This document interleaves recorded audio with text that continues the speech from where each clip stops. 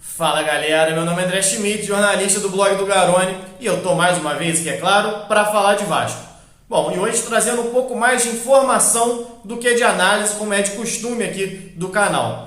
Mas antes de eu começar, faço o convite para você que é novo aqui, para você se inscrever, para você deixar seu like, seu comentário também, mesmo já sendo inscrito, que isso ajuda demais ao YouTube a divulgar esse vídeo para outras pessoas. Quanto mais interação tem de vocês com o vídeo, maior é a divulgação desse vídeo por parte do próprio YouTube, beleza? Bom, mas falei aqui, hoje trazendo um pouco mais de informação do que de análise, uma matéria que eu já fiz para o Lance nessa terça-feira, uma conversa que eu tive com o André Mazzucco durante o fim de semana e também na semana passada sobre reforços. Na semana passada saíram algumas notícias do interesse do Vasco em dois volantes, Jusilei e Gustavo Carvajal, um menino de 19 anos no América de Cali. E na semana passada mesmo eu conversei com o Mazzucco e com o Carlos Brasil, diretor da base vascaína, André Mazzucco, diretor de futebol do Vasco, e ambos me negaram o interesse do Vasco nesses dois jogadores, e eu já noticiei isso na semana passada. Isso pegou um pouco de surpresa, principalmente o Mazzucco, que não falou que realmente não teve nenhum contato do Vasco por nenhum dos dois. Falei com o Carlos Brasil, pelo fato do Carvajal ter 19 anos de idade, poderia ser alguma negociação da base para chegar no sub-20, e ele também me negou. E isso ficou muita gente criticando, o Vasco vai atrás de mais um volante, o Vasco quer volante, etc. Precisa de meia de criação, e eu decidi perguntar para o Mazzucco, então, para ver se ele esclarecia para mim, para a torcida, quais são os pontos que hoje o Vasco procura reforços. E ele deixou bem claro para mim qual é a prioridade nesse momento: renovação de contrato com o Guarim. O Guarim é visto como uma peça importante nesse esquema do Vasco para 2020. É um jogador que tem o carinho do torcedor, que mostrou qualidade no ano passado, fechou o ano muito bem como titular, fazendo gol importante. A vitória de 1-0 sobre o Cruzeiro, por exemplo, uma derrota naquele momento poderia complicar o Vasco muito no Brasileiro, principalmente para as rodadas finais. E ele me deixou claro que é um interesse mútuo nessa renovação de contrato, ou seja, tanto o Vasco quer, quanto o Guarim também quer, e o que pesa hoje é os acertos, não salarial necessariamente, mas financeiro. Porque não salarial necessariamente. A gente fala muito, o jogador ganha X de salário, ganha Y, o clube pode oferecer tanto, mas a verdade é que existem outras composições no contrato ali que podem gerar lucro para o jogador. Pode ter premiação, bônus de acordo com o desempenho, de acordo com aonde o clube chegar nos campeonatos, Campeonato Brasileiro, Sul-Americano, Copa do Brasil, enfim. Tem outras formas do jogador receber, pode receber através de alguma coisa de marketing, pode ter camisa especial do jogador, pode ter boneco, enfim. Tem outras composições que podem ser feitas e o clube e o jogador estão tentando entrar num consenso para que chegue num valor interessante para os dois. E isso foi o que o Mazzucco me passou. Não essa parte de marketing que eu citei aqui, mas me passou que precisa chegar num acordo financeiro entre os dois, e isso, claro, compõe diversas coisas que eu só expliquei aqui para vocês.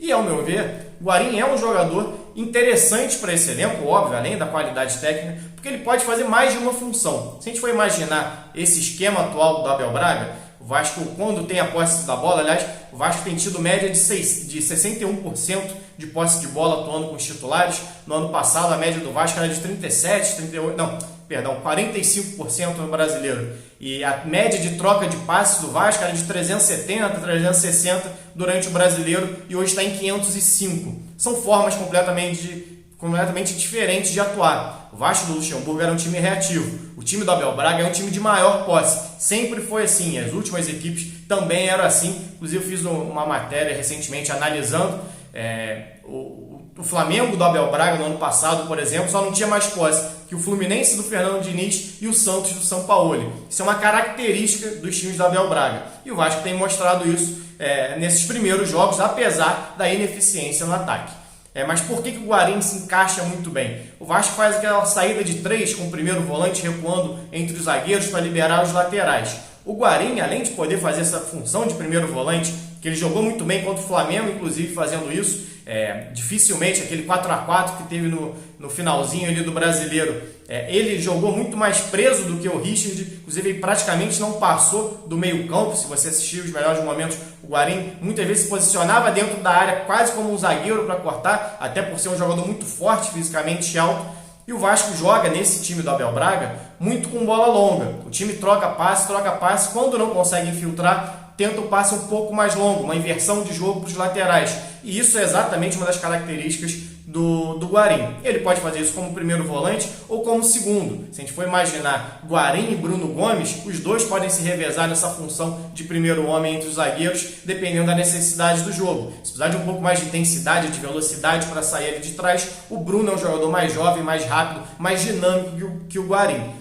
Mas se o Vasco precisar de alguém com chegada mais na frente, o Guarim tem mais chegada que o Bruno para jogar um pouco mais livre como segundo volante. Aí vai de cada partida, de cada momento do jogo e vamos ver se realmente o Guarim renova. Então o Vasco mataria dois problemas, o de primeiro volante e o de segundo ou terceiro de alguém que se aproxima um pouco mais da área. Não acho que o Guarim seja o camisa 10 que o Vasco procura, até pela forma de atuar.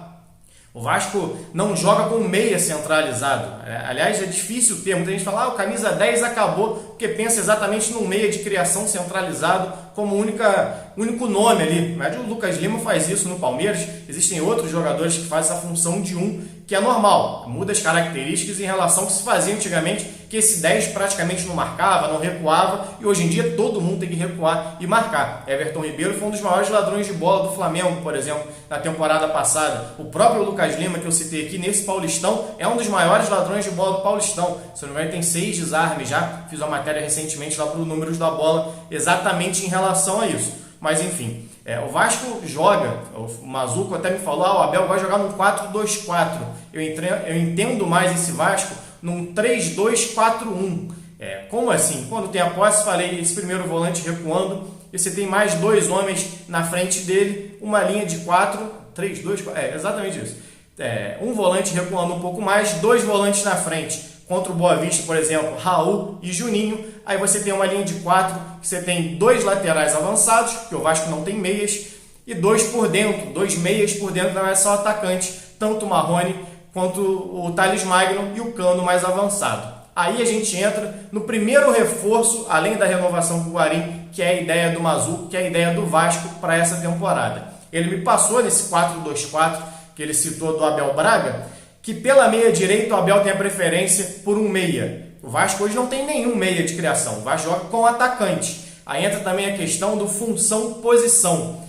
Muita gente trata atacante só como atacante, esquece do que ele vem fazendo dentro de campo. Nesse tipo de jogo, nesse 4, que na verdade o 4-2-4, se a gente for pensar o Cano mais avançado, nada mais é que um 4-2-3-1. O que muda é que tem dois jogadores mais por dentro e não dois pontas abertos. Se a gente for pensar dessa maneira, tanto o Marrone quanto o Thales, na verdade, são meias de criação nesse time. Eles deveriam se movimentar dentro da intermediária, e isso, para mim, é um dos problemas hoje dentro do Vasco, que quando o Vasco tem a posse e passa do meio-campo, tanto o Thales quanto o Marrone buscam a área e não o retorno para participar da criação. São dois jogadores que procuram mais a finalização do que a criação. O Thales um pouco menos. O Thales tem mais essa característica de construção. Inclusive contra o Boa Vista ele deu um bom passe para o Marrone, que dominou errado, e depois achou muito bem o Pikachu também, fazendo a ultrapassagem pela direita, só que o goleiro acabou antecipando o passe. Então, o Thales tem essa característica, mas o Marrone não. E, curiosamente, é exatamente a posição que o Mazuco me passou. O Vasco gostaria de um meia-direita. Um meia que atuasse um pouco mais aberto pela direita, mas que fosse um meia e não atacante, que é onde vem atuando o Marrone. Então, a gente pode pensar no Vasco nesse 4-2-4, com o Marrone pela esquerda, o Thales um pouco mais por dentro, como se fosse um segundo atacante. O Cano também mais centralizado, o Thales vindo da esquerda para o centro, o Cano um pouco mais na direita para o centro e mais aberto na direita, um meia de criação que o Vasco hoje ainda não tem. O Vasco até jogou assim no primeiro jogo contra o Bangu e o Gabriel Peck vinha fazendo essa função pela direita. E o Vasco não tem, o Gabriel Peck não foi bem, o Vasco não tem grandes opções para fazer esse tipo de jogo. Aí você pode falar, mas tem o Vinícius, tem o João Pedro, o Vinícius inclusive entrou muito bem. O Vinícius é outro que joga de pé trocado, tanto que ele entrou contra o Boa Vista pela esquerda. Não é um meia de criação, é um jogador mais de velocidade e o Abel gostaria de ter com características de meia esse jogador. Essa é uma das funções que o Mazuco me falou que vem monitorando no mercado para esse início de temporada ainda. Não é uma contratação só para o brasileiro. Ele entende como uma necessidade para o momento, até porque o Vasco tem jogos importantes da Sul-Americana agora, já começa dia 5, e da Copa do Brasil.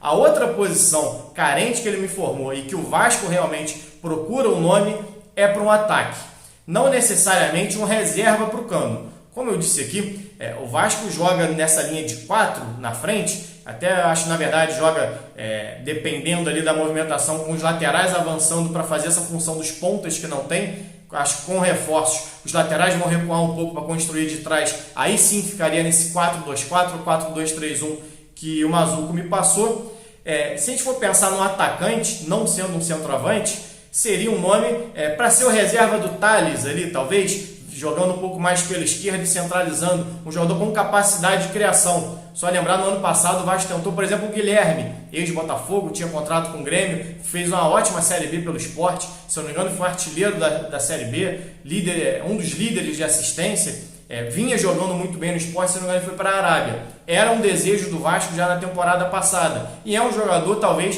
com essa característica, um jogador que constrói as jogadas, não é só um jogador de conclusão, não é um atacante como o Cano, que é um finalizador. O Vasco procura no mercado um atacante para reposição, segundo palavras do Mazzuco. Por que reposição? Claro, a gente entende que o Vasco precisa reforçar o elenco, o Vasco precisa de mais nomes. A grande questão, pelo menos ao meu ver, não foi algo passado pelo Mazzuco, o Vasco tem no seu orçamento para 2020 a ideia de vender, de arrecadar pelo menos 46 milhões com venda de jogadores. Ou seja, quem o Vasco hoje tem de valor no mercado que possa custar tanto?